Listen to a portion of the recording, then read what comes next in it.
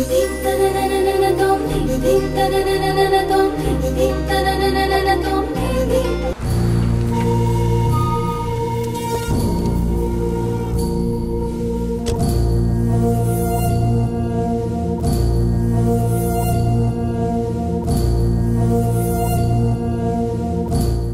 Morning Mallika. Not so very good morning Rajiv. నేను నీకు ఇచ్చిన మాట నిలబెట్టుకోలేకపోయాను. ఇచ్చిన మాట కంటే మనుషుల ఇష్టాలకి విలువ ఇవ్వటం నా దృష్టిలో గొప్పతనం. నువ్వు కరెక్ట్గానే నిర్ణయం తీసుకున్నావు. ఇదే నిర్ణయం కరెక్ట్ టైంలో తీసుకునుంటే ఈ మాత్రం నష్టం కూడా జరిగేది కాదు.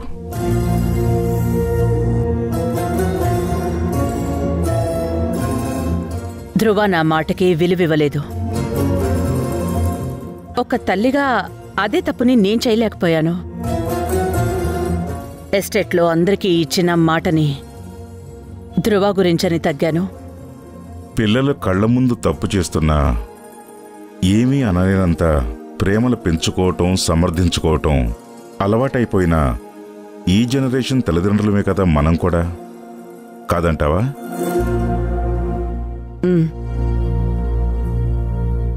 అదృష్టం బాగుంటే మనం చేసిన తప్పు కూడా కరెక్ట్ అవుతుందంటారు. ధ్రువ విషయంలో అదే జరిగింది మల్లిక. వసుంధర లాంటి అమ్మాయి తన జీవితంలోకి వచ్చింది.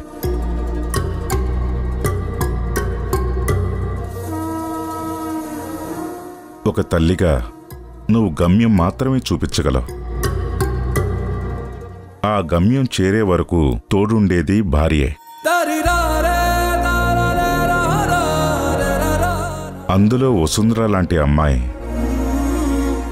గమ్యం అంతా ముళ్ళబాటైనా మధ్యలో చెయ్యి వదలదు. అలాంటి అమ్మాయే ధ్రువకి కావాలి. ఈరోజు నువ్వు తీసుకున్న నిర్ణయం నీ జీవితంలోనే బెస్ట్ డెసిషన్ అని అతి త్వరలోనే నువ్వే అంటావు. అలా జరిగితే నాకు సంతోషమేగా. అవును, గ్రీష్మకి నా మీద కోపం పోయిందా? పరిస్థితులను అర్థం చేసుకోవటం గ్రీష్మకి అలవాటు కాలేదు. ఏది కావాలనుకుంటే అది జరగాలి. దాని జీవితంలో కూడా వసుంధర లాంటి అబ్బాయి వస్తే మారుతుందేమో, చూద్దాం.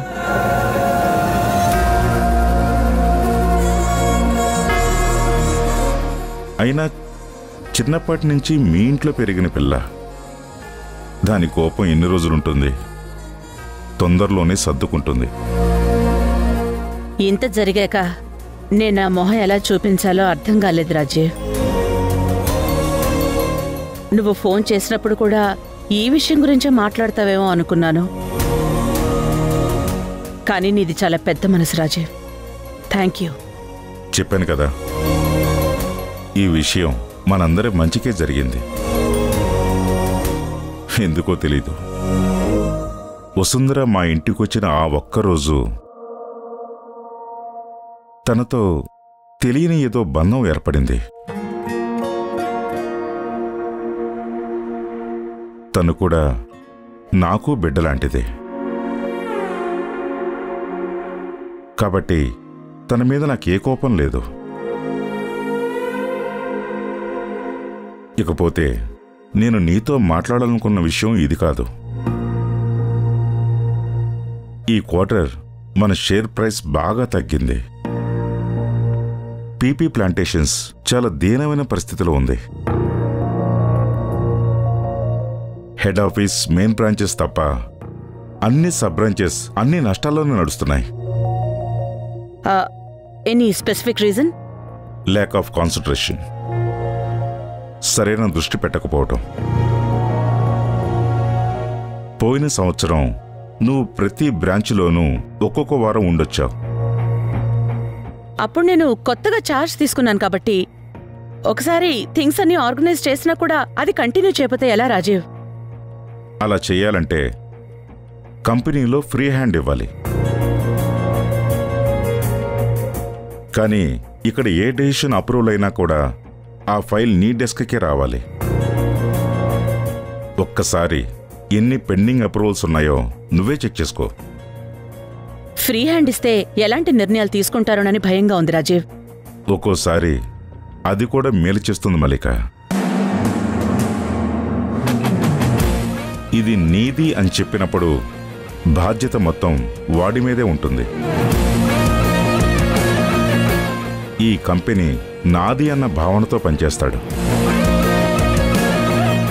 ఇలా మనం కంట్రోల్ చేయటం వల్ల నువ్వు కంపెనీలో ఒక ఉద్యోగి మాత్రమే అన్న ఫీలింగ్ మనమే వాడిలో ప్రతి నిమిషం కరిగేలా చేయటం.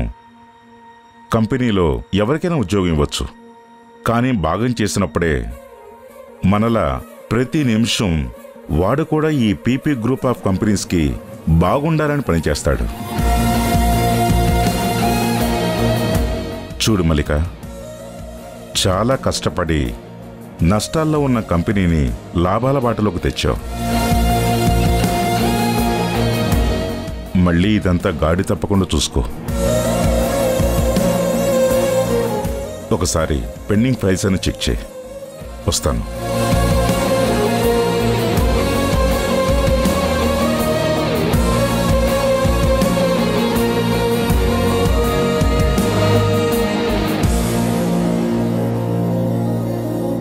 ఈ వసుంధర దరిద్రం మొదలైనప్పటి నుంచి కంపెనీ మీద పూర్తి దృష్టి పెట్టలేకపోతున్నాను.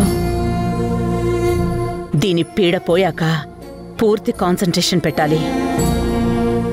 చిచి,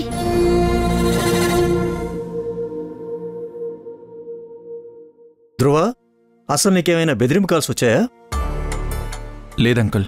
పోనీ మీ శత్రువులు ఏమైనా చేస్తుంటారేమన్న డౌట్ ఉందా? లేదంకుల్, అసలు అలా అనుకోవడానికి కూడా నేనింకా మా పెళ్లి ప్రపోజల్ అనౌన్స్ చేయలేదు. సో తెలుసుకుని చేసే ఛాన్సే లేదు. నువ్వు చెప్పిన దాని ప్రకారం వసుంధర సైడ్ ఎవరికి తనని కిడ్నాప్ చేసే ఉద్దేశం లేదు. ఎందుకంటే వాళ్ళు కిడ్నాప్ చేసిన విధానం, ఏ క్లూసు లేకుండా జాగ్రత్త పడ్డ తీరు చూస్తుంటే దే ఆర్ ప్రొఫెషనల్స్ అని అనిపిస్తుంది. అంకుల్, అరకు లోకల్ పోలీస్ స్టేషన్లో కూడా ఇదే చెప్పారు. అంకుల్, నాదొక చిన్న డౌట్.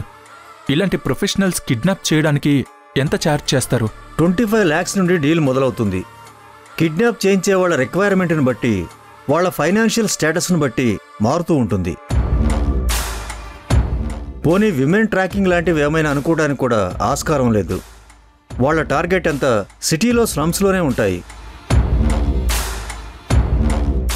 అసలు ఏ క్లూ దొరకదంటారా అంకుల్? మోటివ్ ఏంటో తెలియడం లేదు ధ్రువ. ఈ కేసుని ఏ వైపు నుంచి దర్యాప్తు చేయాలో అర్థం కావట్లేదు.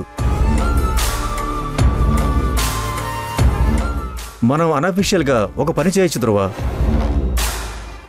అప్పుడు వసుంధర కిడ్నాప్ అయ్యిందో లేదో తెలుస్తుంది. అప్పుడు మనం ఇంకో వైపు నుండి ఎంక్వైరీ చేయొచ్చు. అది కూడా మనం ఫ్యామిలీ ఫ్రెండ్స్ కాబట్టి చెప్తున్నాను. కానీ అది చాలా రిస్క్. ఎంత రిస్క్ అయినా పర్వాలేదు అంకుల్. ఇలా ఏమీ చేయకుండా కూర్చుంటే నరాలు తెగిపోతున్నాయి. I can understand your pain. ఈ ఊర్లో సూర్య అని ఓ కిడ్నాప్ స్పెషలిస్ట్ ఉన్నాడు. అతని నెట్వర్క్ సర్కిల్ చాలా పెద్దది. ఏ కిడ్నాప్కి సంబంధించిన ఇన్ఫర్మేషన్ అయినా తన దగ్గర ఖచ్చితంగా ఉంటుంది. ఆ సూర్య దగ్గర అంత ఇన్ఫర్మేషన్ ఉంటే తననే మనం స్టేషన్కి పిలిపించి ఎందుకు అడగకూడదు అంకుల్? ఎందుకంటే ఏ ఒక్క కేసులోనూ హీఈస్ నాట్ ప్రూవెన్ గిల్టీ. తను చేసే ఏ కిడ్నాప్లైనా ఆధారాలు కానీ ఆచూకీ కానీ రెండూ ఉండవు. అంత పకడ్బందీగా ప్లాన్ చేస్తాడు.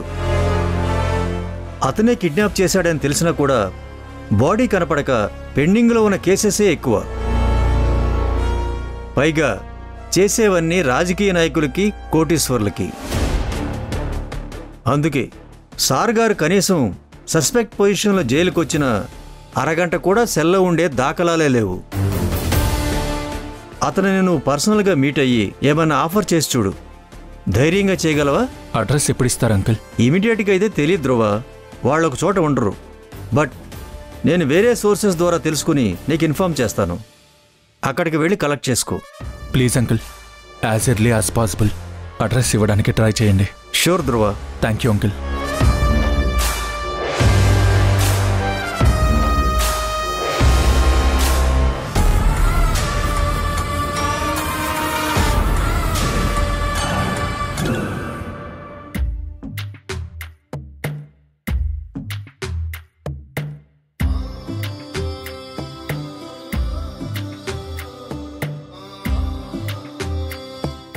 ఆడపిల్లల మీద ప్రతాపం చూపించేవాడికి నీకొక చెల్లి.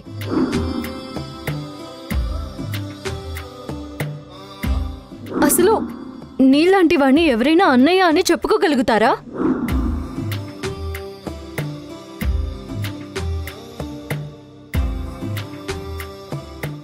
నేనే నీకు చెల్లెలనైతే నిన్ను అన్న అని పిలవడం కన్నా ఊరేసుకొని చచ్చిపోవడం మంచిదనిపిస్తుంది.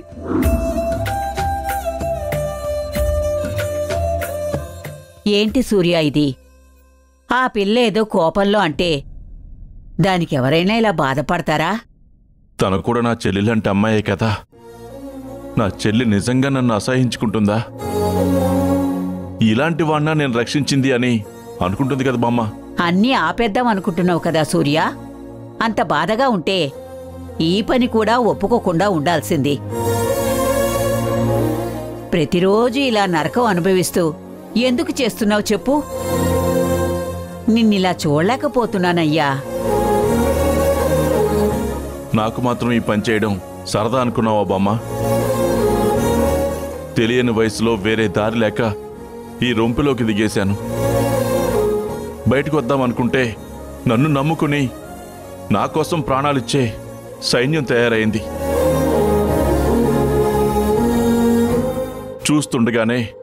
చూస్తుండగానే వాళ్ళకి కుటుంబాలు. ఇవన్నీ వదిలి వెనక్కి రాలనేమో అనుకుంటే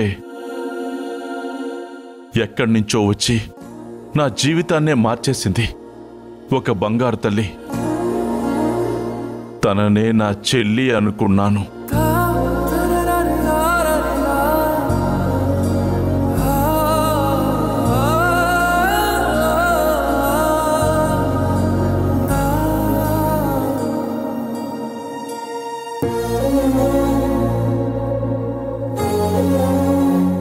సూర్య, నిన్నొకటి అడగనా? అసలు నువ్వు ఆ పిల్ల విషయంలో ఎందుకిలా భావోద్వేగానికి లోనవుతున్నావు? తను మా అమ్మలా అనిపించింది బామ్మ.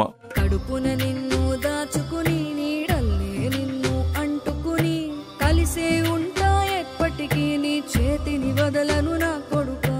పదిలంగా నువ్వు నడవాలే 10 కాలాలు నువ్వు. సూర్య ఆగు నానా, పడిపోతావురా. సూర్య దెబ్బలు తగులుతాయని చెప్పానా? ఆగరా సూర్య. సూర్య నెమ్మదిగరా. సూర్య ఆగు. ఆకలితో నువ్వు పస్తుంటే ఈ బ్రెడ్ తిను. ఎండిపోయేరా. చెట్టుకే చెబుతున్నా నీ కడుపు నింపమని నా కొడుకా. మనిషికి మనిషే దూరమురా, ఇది మాయాలోకపు ధర్మమురా. బడిలో చెప్పని పాఠం ఇదిరా, బతికే నేర్చుకొని. బాబు, ఈ బ్రెడ్ తీసుకో. అమ్మా, అది నువ్వు తినొచ్చు కదా. మనమేమన్నా గొప్పవాళ్ళమా అందరికీ పంచడానికి? మన చుట్టూ ఉన్నవాళ్ళు, మనల్ని నమ్ముకున్న వాళ్ళు బాగా చూడాలంటే మనం డబ్బున్న వాళ్ళం అక్కర్లేదు. మన దగ్గర ఉన్న దాంట్లో ఇస్తే చాలు, మనం గొప్పవాళ్ళమైపోతాం. అయితే నువ్వు గొప్పదానివమ్మా. నా సూర్య కూడా అలా గొప్పవాడవ్వాలి. నిన్ను నమ్ముకున్న వాళ్ళ కోసం నువ్వు నిలబడాలి. అందరి కడుపులు నిండేలా నువ్వు అన్నం పెట్టాలి. చేస్తావా? చేస్తానమ్మా. మరి నీకేం కావాలి? నాకా పూర్ణాలు, గారెలు, పులిహోర రోజు కడుపు నిండా ఉండేలా కాకుండా పస్తు లేకుండా భోజనముంటే చాలు. నేను గొప్పవాడిని అయితే ఇది నాకు చిన్న విషయం అమ్మా.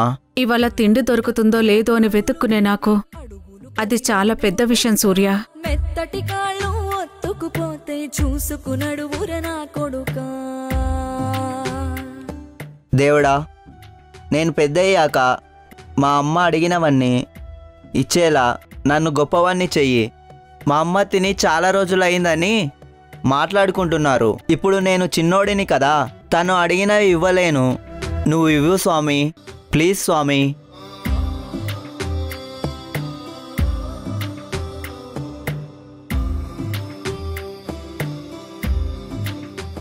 అరే, ఎక్కడిదిరా? అక్కడ పెడుతున్నారా, వెళ్ళు. ఇదిగో ఈ ప్రసాదం తీసుకొని ఆయన. థ్యాంక్ యూ పంతులు గారు. సరస్వతి అనుగ్రహ కటాక్ష ప్రాప్తిరస్తు.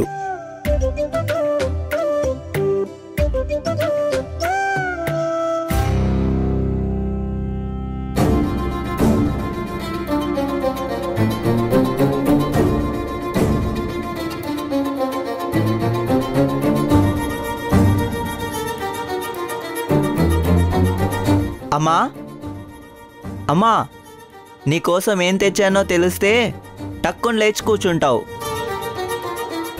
చూడమ్మా నీకోసం పులిహోర తీసుకొచ్చాను. అమ్మా లేమ్మా. అమ్మా అమ్మా అమ్మా లేమ్మా, నాకు భయమేస్తుంది. అమ్మా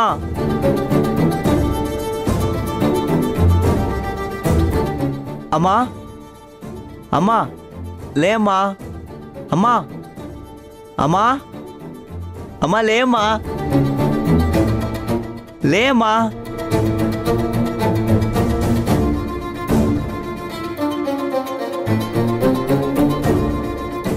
అమ్మా లేమ్మా, నన్ను వదిలి ఎక్కడికి వెళ్ళకమ్మా, నన్ను వదిలి వెళ్ళకమ్మా. సూర్య, నేనెక్కడున్నా నీ వెనక నీడలాగే ఉంటాను. నీకే ఆపదొచ్చినా నిన్ను రక్షించుకుంటాను. అమ్మా ఏమైందమ్మా నీకు? అప్పుడు అమ్మని గుర్తుపడతావు కదూ. అమ్మా నీకోసం పులిహోర తెచ్చానమ్మా. అమ్మా తినమ్మా.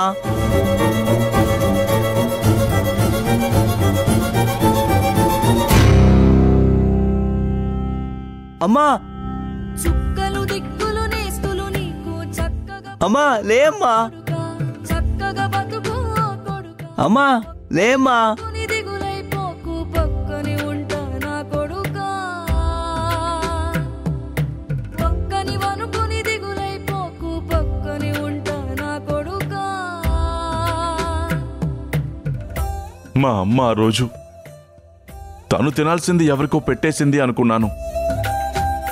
కానీ అప్పటికి 3 వారాల నుంచి తను తినకుండా నాకే పెడుతుందని తెలుసుకునేసరికి మా అమ్మ చాలా దూరం వెళ్ళిపోయింది.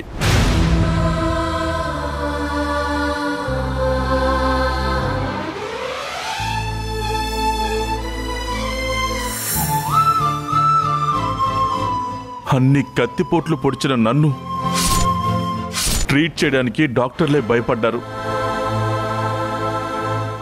ఒక ఆడపిల్ల అంత ధైర్యంగా వచ్చి నన్ను హాస్పిటల్లో చేర్పించింది అంటే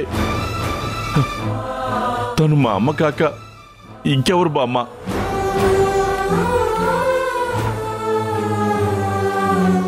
తను ఎక్కడున్నా నేను కలుసుకుంటాను బామ్మ. కానీ నా చెల్లి నన్ను చూసే సమయానికి నేనిలా రౌడీలా ఉండకూడదు బామ్మ.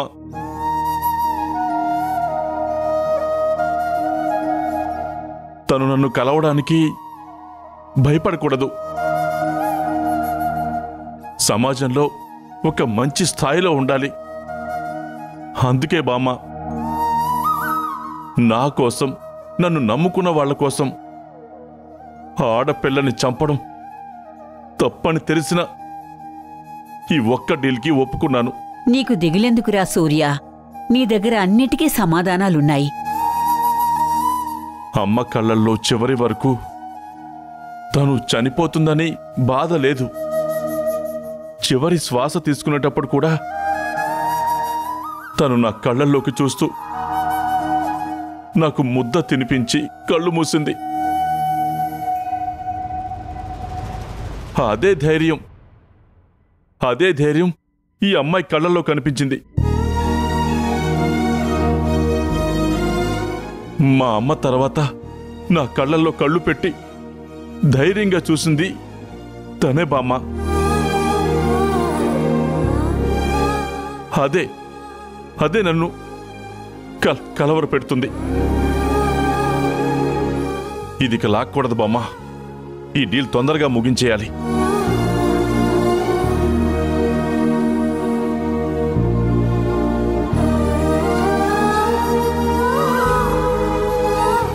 మల్లిక గారు, రేపు నేను చెప్పిన చోటికి 5 కోట్లు తీసుకుని రండి. అక్కడి నుంచి మా వాళ్ళు మిమ్మల్ని నా దగ్గరికి తీసుకొస్తారు.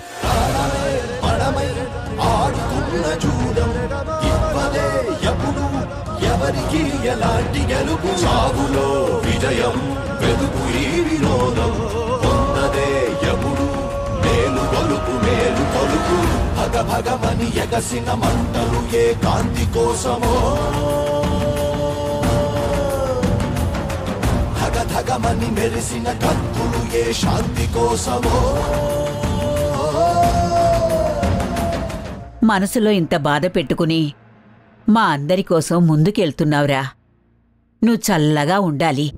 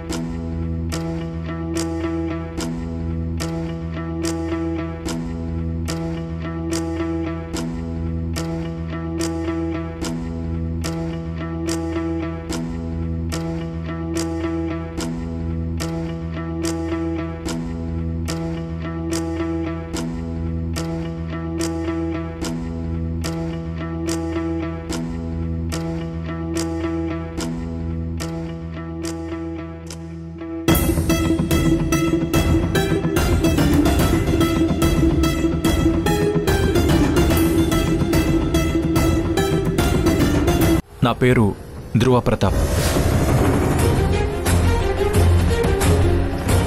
ఈ అమ్మాయి పేరు వసుంధర. 3 రోజుల క్రితం తన్ని అరకులో ఎవరో కిడ్నాప్ చేశారు. దీని గురించి మీకేమన్నా తెలుసా? తెలీదు. మీకు తెలుసు.